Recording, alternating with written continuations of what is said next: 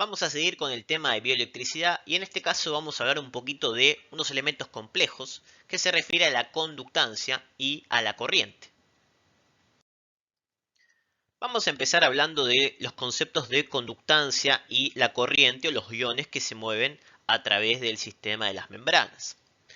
La conductancia, algo habíamos hablado cuando hablamos del potencial de membrana de reposo, que se refería, habla de la letra G como resumen, es la facilidad de una membrana al pasaje de cargas.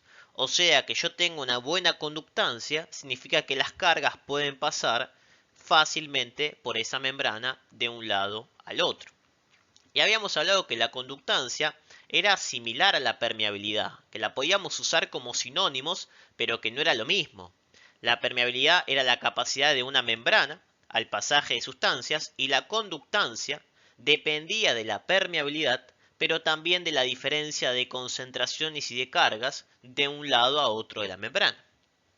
Como estamos hablando de iones, ahora el movimiento iónico se refiere a lo que sería una corriente. Y esa corriente está muy relacionada con la conductancia.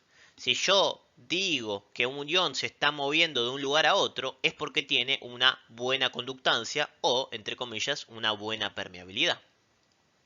Para que haya un flujo de corriente, o para que se muevan los iones de un lugar a otro, debe haber una conductancia positiva, o sea, mayor a cero. Que es bastante lógico esto. ¿Qué quiere decir? Que para que se me mueva un ion de un lado al otro, tiene que haber permeabilidad. Si la membrana no es permeable a ese ion no se va a poder mover.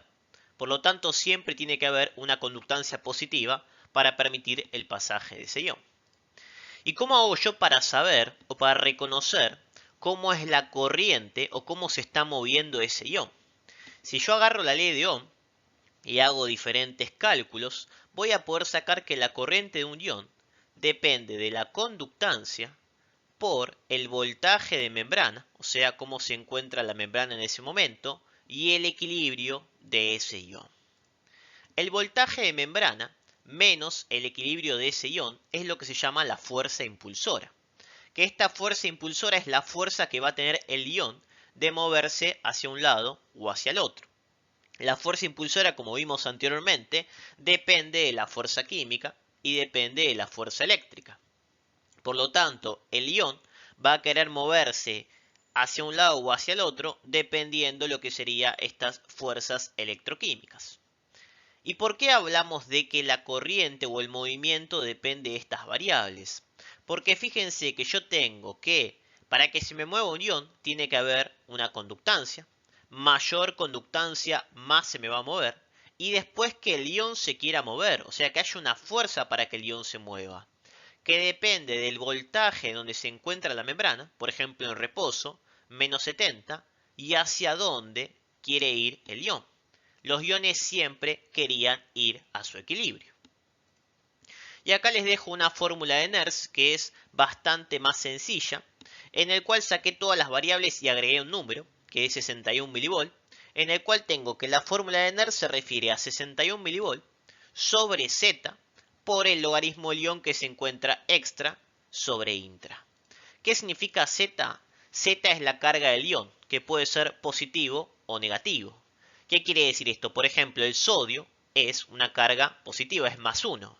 61 sobre más 1 es 61 por logaritmo de la concentración extra e intra, 140, 10.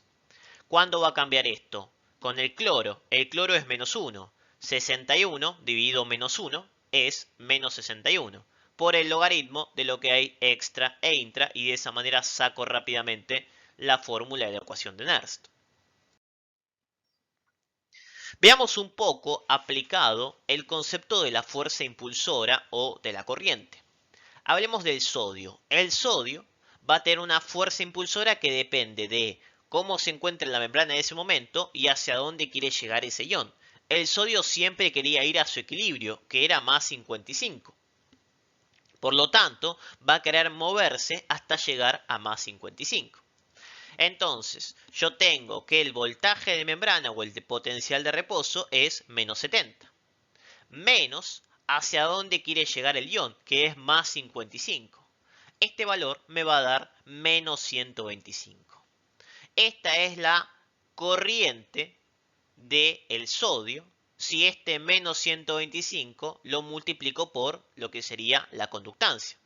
Fíjense que la fuerza impulsora del sodio es menos 125. O sea que el sodio se muere de ganas de ¿qué? De entrar a la célula.